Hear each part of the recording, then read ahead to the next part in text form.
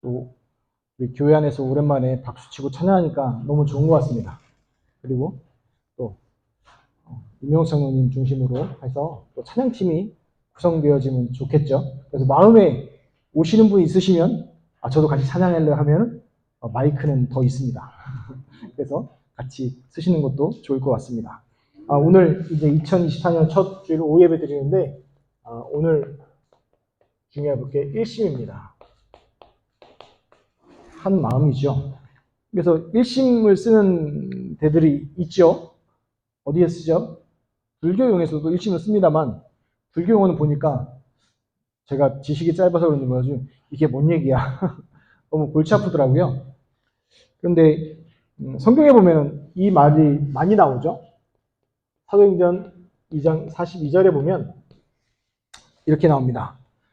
그들이 사도의 가르침을 받아 서로 교제하며 떡을 떼며 오로지 기도하기를 힘쓰니라. 아멘. 그래서 오로지 기도하기 힘쓰니라 되어 있죠. 근데 중심이 있어요. 그들이 사도의 가르침을 받아. 그러니까 내 생각 마음대로 한 게 아니라 사도의 가르침을 받아서 이제 교제하고 떡을 떼며 오로지 기도하기를 힘쓰죠. 그래서 교회 안에서 이제 문제되는 경우들이 어느 때 가장 문제가 되냐면 사사기 말씀하고 연결돼요. 사사기에도 보면 그러죠. 자기 소견에 옳은 대로 행하였다란 말이 나오죠. 사사기 앞에도 나오고요. 끝에도 나오고 사사기 전체가 그런 흐름입니다. 근데 교회도 마찬가지예요. 교회 초대교회에 뭐 했어요? 사도의 가르침을 받았어요. 근데 사도들이 가르친 게 뭐냐? 자기 개인적인 사상과 주관을 가르친 게 아니었어요. 예수님께서 마태복음 28장에 뭐라고 얘기합니까? 하늘과 땅의 모든 권세를 내게 주셨으니 하늘과 땅의 모든 권세를 가지신 예수님께서 뭐라고 했습니까? 너희는 가서 모든 민족으로 제자를 삼아 아버지와 아들과 성령의 이름으로 세례를 베풀고 내가 가르쳐 분부한 모든 것을 가르쳐 지키게 하라 라고 얘기하시죠. 그것이 바로 뭐예요? 사도의 가르침이라는 거예요. 그럼 예수님께서 하신 말씀이 뭡니까? 바로 하나님의 나라의 일과 하나님 나라에 대해서 선포하는 거죠. 그래서 저기 사전에 보면 일심이라는 게요. 이렇게 나옵니다.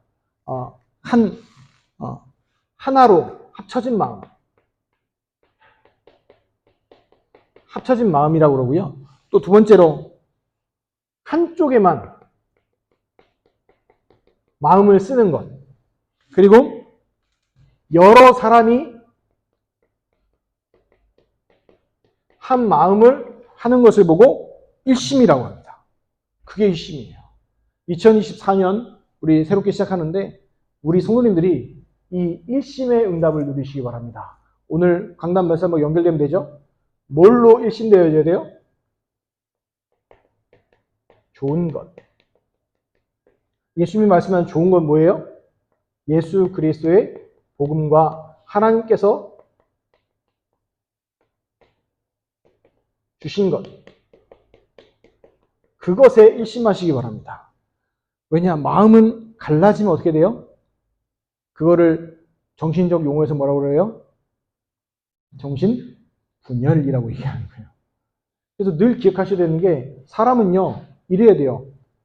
집중이 안 되면 어떤 길로 갈라가냐면 집착이나 분열이나 중독됩니다. 이 세 가지 중에 하나로 가버려요. 집착, 분열, 중독. 정신병이죠.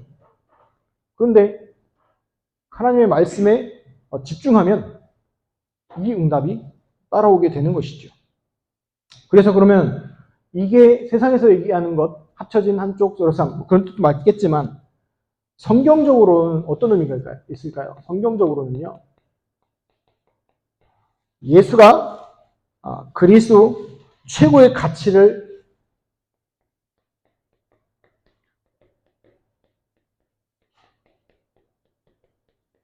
가치란 것을 발견하고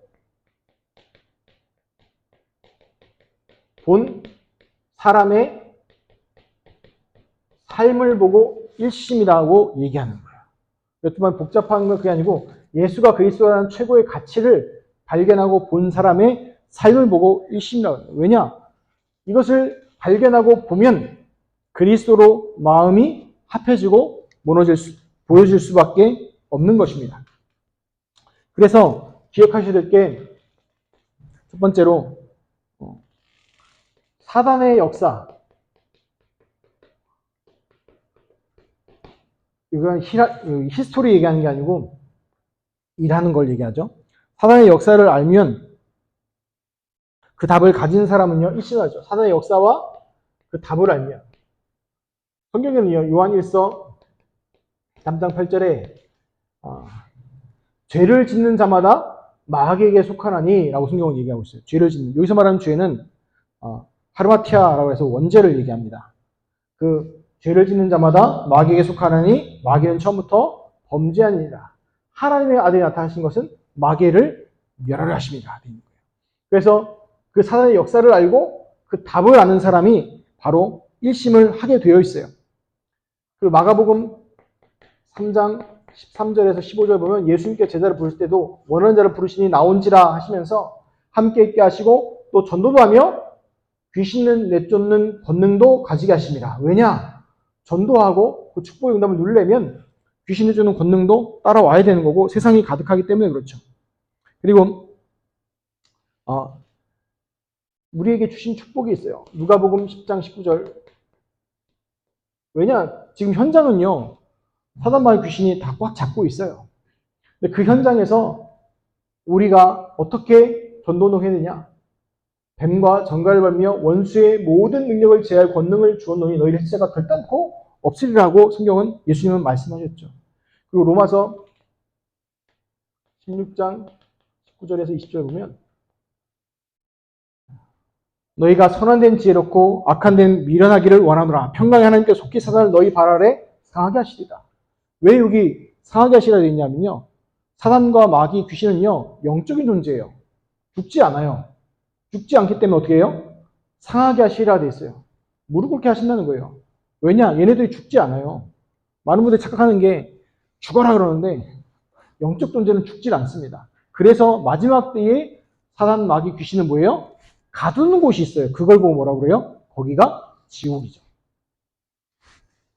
그래서 하나님께서요. 그 발 아래 상하게 하신다는 거예요. 그 베드로전서 5장 7절에 8절 보면 너희 염려를 다 주께 맡기라. 이는 그가 너희를 돌보심이라. 근신하여 깨어라. 너희 대적마귀가 우는 사람같이 두루다니며 산길자를 찾다고 성경은 말하고 있어요. 그래서 사단의 역사는요. 계속되고 있고 활동하고 있고 그걸 이길 수 있는 비밀을 예수 그리스도에서 복음하여 주셨어요. 에베소 6장 10절에서 20절 보면 이렇게 얘기합니다. 마귀의 관계를 능히 대적하기 위하여 하나님의 전신갑주를 입으라고 그래요. 왜냐? 우리의 씨름은 혈과 육을 상대하는 것이 아니고 정사와 권세와 이 어둠의 악한 세력들과의 무슨 싸움이에요? 영적 싸움입니다. 그래서 뭐라고 얘기해요? 구원의 투구와 의의 흉배와 진리의 허리띠, 그 다음에 평안의 복음의 신, 그 다음 뭐랍니까? 믿음의 방패, 말씀의 검, 성령의 검을 가지고 뭐라는 거예요? 영적 싸움 하라는 거죠. 그래서 우리 성도님들이 이 영적 싸움 하셔야 돼요. 왜냐? 이 사단의 역사가 존재하고 있기 때문에요. 그래서 우리가 이 사단의 역사를 알고 예수께서 복음밖에 답이 없다는 걸 알면 일심할 수밖에 없게 나오는 거예요. 그럼 반대로 얘기할게요. 일심이 안 된다? 죄송한 얘기지만 모르고 있는 거예요. 안 보이든가 못 깨닫든가. 그래서 사도 바울이 이렇게 합니다. 18절에 보면 모든 기도와 간구를 하되 항상 성령 안에서 기도하고 이를 위하여 깨어 구하기를 항상 힘쓰며 여러 손으로 기도하면서 19절에 이렇게 얘기하죠. 나를 위해 기도할 때 19절에 나를 위하여 구할 것은 내게 말씀을 주사 나로 입을 열어 복음의 비밀을 담대히 알리게 하옵소서 할 것이니. 그러니까 사도 바울이 원래 사도 바울이 질병이 있잖아요. 안질과 간질 있잖아요. 나 이거 낫게 해달라고 중보 기도하는 게 아니고 내 입을 열어서 담대히 하나님 나라의 복음의 비밀을 알리게 해달라고 부탁합니다. 그래서 우리 성도님한테 이거 부탁합니다. 목사님 뭐 일이 많다는데 그거 괜찮아요. 아무 문제 없어요. 그것 때문에 기도가 아니고 이 에베소서 6장 19절 놓고 기도해 주시기 부탁드립니다. 어느 때 어디 가든지 뭐예요? 입을 열어서 예수 그리스도의 복음을 증거하도록. 왜 그럴까요? 세상이 이러고 있으니까. 사단의 역사와 이런 것들이 일이 있으니까. 그리고 두 번째로 이거 기억하시대요. 멸망시대. 멸망시대, 위기시대에 그 답을 가진 사람은요, 일심하게 되어 있습니다. 성경을 볼까요? 오늘 장로님들하고 보는 거지만, 출애굽 시대. 출애굽 노예요? 노예 시대잖아요. 이런 재앙당했을 때 하나님이 주신 중요한 답이 있어요. 그 답이 뭡니까? 출애굽기 3장 18절에 피제사. 피제사에 대한 중요한 답을 주셨죠. 그리스도의 예표지요. 두 번째로 이제 이스라엘이 포로로 다 끌려가요. 포로 시대가 됐어요. 그 포로 시대에 주신 중요한 언약이 있어요. 이사야 6장 13절과 7장 14절. 그루터기가 뭐라고 얘기하면 6장에 보면요. 이스라엘 망하게 됐는데 더 망하게 될 거다. 다 망하게 될 거고 거기서 더 망한다. 그러면서 왜 망했냐? 갈 사람이 없다. 누가 갈까? 하니까 뭐라고 합니까? 이사야가 나를 보내소서 얘기하니까 하나님 뭐라고 얘기하세요? 아, 너 말고 렘넌트를 보내라 얘기합니다. 뭘 줘서 보내냐? 임마누엘에 대한 언약을 줘서 보내라. 그 얘기를 하시죠. 그래서 그 포로 시대를 살리는 응답을 받게 되죠. 세 번째, 예수님 남시죠. 이제 완전히 뭐가 됐습니까? 속국이 돼버렸어요. 로마의 속국 시대가 됐어요. 그때 주신 중요한 언약, 이제 완전히 나타난 부분이죠. 주는 그리스도시요 살아계신 하나님의 아들이시니이다. 이 답을 주셔서 살리게 됐죠. 그리고 이제 여기까지는 과거잖아요. 현재 과거인데 중요한 게 이제 앞으로 뭡니까? 앞으로 다가올 미래 재앙 시대예요. 미래 재앙 시대. 성경에 우리 성도님들이 헷갈리는 게 유토피아가 온다고 생각하십니까? 많은 사람들이 이런 꿈을 갖고 있죠. 아, 기술이 발달되어지고 정치가 발달되어지고 과학이 발달되어지면 유토피아가 올 것이다. 성경의 정면으로 반대되는 얘기입니다. 성경의 정면 반대되는 얘기. 실제로 미래학자들이 뭐라고 얘기합니까? 미래에 대해서 장미꽃과 꿈을 푸는 사람은 거의 없어요. 대부분 어떻게 합니까? 혼돈과 혼란과 어려움에 대해서 얘기하고 있어요. 그리고 실제로도 성경에 예수님께서 말세 시대에서 얘기하는 마태복음 24장, 25장을 보세요. 어떤 시대가 올 겁니까? 기근과 지진과 전쟁과 재앙, 끊임없이 올 걸 얘기하고 있죠. 기후학자들도 뭐라고 얘기하고 있습니까, 지금? 기후학자들, 기후. 뭐라고 얘기해요? 알 수 없는 단어들 많이 쓰면서 뭐라고 해요? 쉽게 얘기하면은 기후재앙 올 것도 얘기하고 있어요, 지금. 그래서 지금 우리 한국도 지금 어떻게 돼 있어요? 지금 추웠다가, 또 날씨가 풀렸다가, 이게 몇 주 단위 왔다 갔다 하고 있잖아요, 지금요. 그래서 건강관리 잘 하시기 바랍니다. 월요일 날 영하 10도까지 떨어진다니까 또. 그래서 지금 무슨 생각이 드냐면 이런 말 들어요. 좀 해외여행 갔다 오는 것 같아요. 막 저기 시베리아 한번 갔다 왔다가 지금 어디에요? 제주도 한번 갔다가 왔다 갔다 하는 거예요. 그런 채로 기온까지 뭐 오고 있죠. 근데 이게 성경에 뭐라고 했어요? 다 말해놨어요. 그리고 정신적인 어떤 것도 디모데후서 3장 1절에 13절 보면 이 미래 재앙 시대에 대해서 디모데에게 사도 바울이 얘기하고 있어요. 어떤 말세에 어떤 고통하는 때가 올 것이고 사람이 자기를 사랑하고 돈을 사랑하고 교만하고 부모를 거역하고 감사하지 아니하고 거룩하지 아니하고 무정하고 원통 풀지 아니하고 모함하고 절제하지 못하고 사나우며 사는 것을 좋아하지 아니하며 배신하고 조급하고 자만하며 쾌락을 사랑하지 아니기를 하나님 사랑하는 것보다 더 사랑하며. 지금 시대가 똑같죠. 근데 이게 앞으로 더해질까요? 줄어들까요? 모든 학자들도 그렇고 모든 사람도 뭐예요? 앞으로 더 심해질 거라고 얘기해요. 그 미래 시대의 재앙이에요. 그리고 계시록 12장 1절에서 9절에도 보면 옛뱀 큰 용이 내쫓기니 곧 옛뱀 곧 마귀라도 사내려 하며 온 천하를 꿰는 자라 그가 땅으로 내쫓기니 그의 사들도 그와 함께 내쫓기니라 되어 있어요. 그래서 사단과 마귀가 내쫓기는 그 현장들. 미래 재앙 시대에 그 우리가 중요한 건 어떤 답을 가지고 살아야 되겠습니까? 미래에 대한 답. 1심이 어떤 답이에요? 한 가지 말하면 사도행전 1장 1절, 3절, 8절의 답을 우리 성도님이 가지고 가셔야 돼요. 1장 1절에 데오빌라여 내가 먼저 쓴 글에는 예수께서 태어나 수행하시는 모든 것을 했다고 했죠. 이게 뭔 말입니까? 예수가 누구시다? 그리스도. 이 답을 얘기하는 거고 1장 8절에 뭘 얘기합니까? 하나님 나라의 일.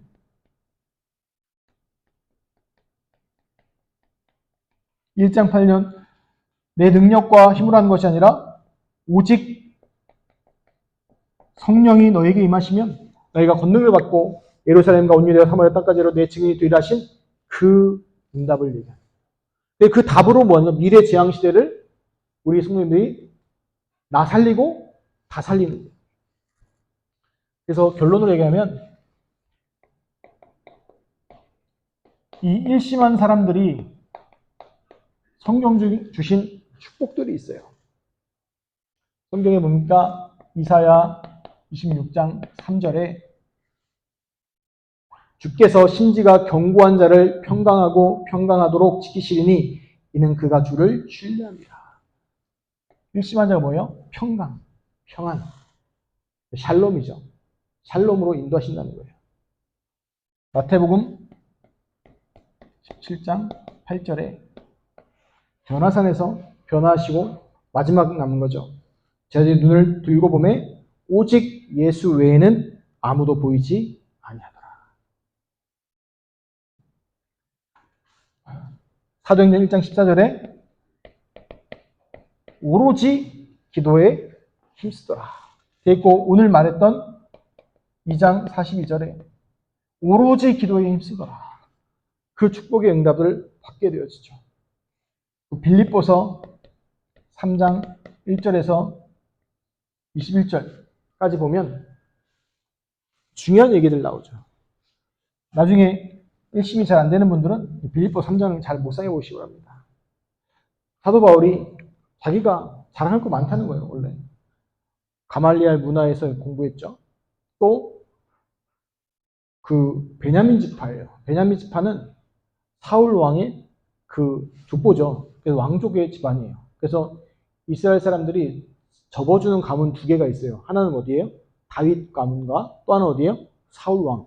그 베냐민 지파의 가문에 대해서 봐줘요. 양보해줘요. 그런데 그것도 로마 시민권이 있어요. 로마 시민권도 종류가 여러 가지인데 그 중에서 로마가 포섭하기 위해서 준 좀 특별한 시민권이 있어요. 그걸 사도 바울이 갖고 있었거든요. 그것만 자랑해도 많잖아요. 그런데 그 모든 걸요 사도 바울이 뭐라고 하냐면 8절에 보니까 배설물로 여긴대요. 7절에는 해로 여기고 배설물로 여긴다는 거예요. 그러면 20절에 강조하는 게 있습니다. 뭐라고 강조하냐? 우리의 시민권은 하늘에 있는지라. 그거 자랑하는 거예요. 그리고 그때 축복해 주신 게 이제 사도행전 2장 1절에 오순절 날이 이미 이름에 하나님의 중요한 시간표가 성취되는 거죠. 이게 성경에 약속하신 일심입니다. 우리 성도님들이 오늘 말씀처럼 좋은 것을 발견하였으니 빼앗기지, 좋은 것을 택하였으니 빼앗기지 아니하리라. 이 응답을 일심으로 누리시기 바랍니다. 그래서 우리 때 하나님께 주시는 이 축복의 증인들로 서게 될 것입니다. 기도하겠습니다. 하나님 감사드립니다. 우리에게 일심의 응답 누리게 하옵소서. 예수 그리스도의 복음으로 모든 것이 살리는 모든 것의 답이라는 것에 체험케 하시고 그 삶의 응답을 누리게 하시고 하나님 일심 점심 지속하는 중요한 축복의 응답들 누리게 하시며 또 이번 주 강단의 말씀처럼 좋은 것을 택하였으니 빼앗기지 않는 축복의 응답들 누리게 하옵소서. 감사드리며 우리 주 예수 그리스도 이름으로 기도하옵나이다. 아멘.